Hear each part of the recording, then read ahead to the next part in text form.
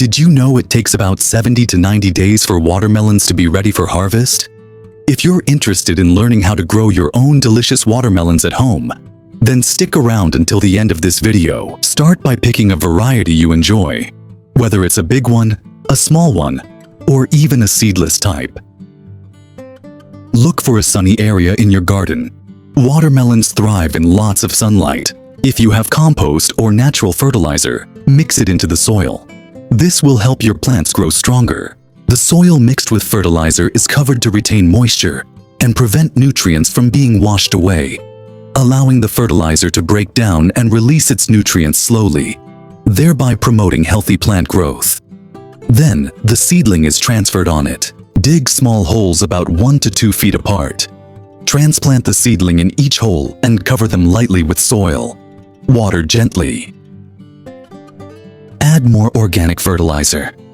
Some organic compost options suitable for watermelon include cow manure, chicken manure, composted leaves, worm castings, grass clippings, food scraps, coffee grounds, eggshells, banana peels, and composted green waste.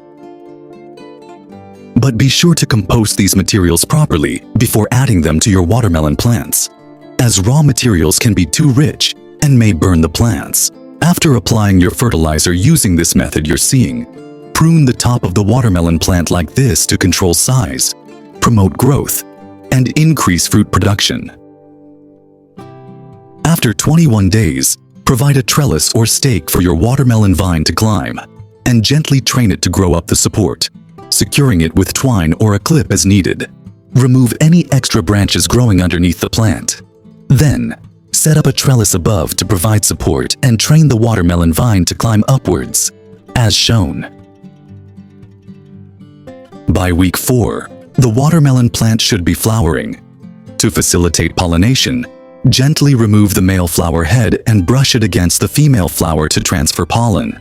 Or use a small clean brush to collect pollen from the male flower and apply it to the center of the female flower. By the 5th week, the watermelon flowers will start to develop into fruit.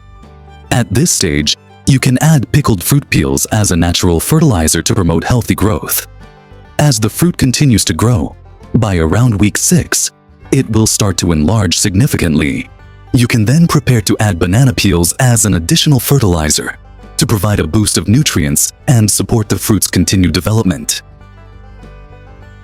By week 7, cut off the tips of the cucumber plant's branches to encourage bushy growth and promote fruiting. This will help the plant focus its energy on producing more cucumbers, rather than growing longer vines. By week 11, the watermelon should be significantly larger in size and ripe for harvesting, making it the perfect time to enjoy your homegrown fruit.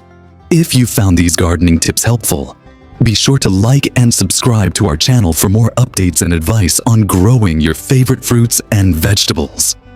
By now, you should have a juicy, ripe watermelon ready to be enjoyed. But before we dive into the best ways to consume your watermelon, let's talk about why it's so good for you. Watermelon is made up of about 92% water, making it one of the most hydrating foods you can eat. It's also an excellent source of vitamin C, vitamin A, and potassium. But what many people don't know is that watermelon contains an amino acid called citrulline, which has been shown to have antioxidant properties and even help improve blood flow. Now, when it comes to consuming your watermelon, the options are endless. You can enjoy it on its own as a refreshing snack, add it to salads for a burst of sweetness, or even blend it into a refreshing juice. But did you know that you can also use the rind of the watermelon to make a tea that's packed with nutrients? Watermelon is also a great source of lycopene, an antioxidant that's been shown to have anti-cancer properties.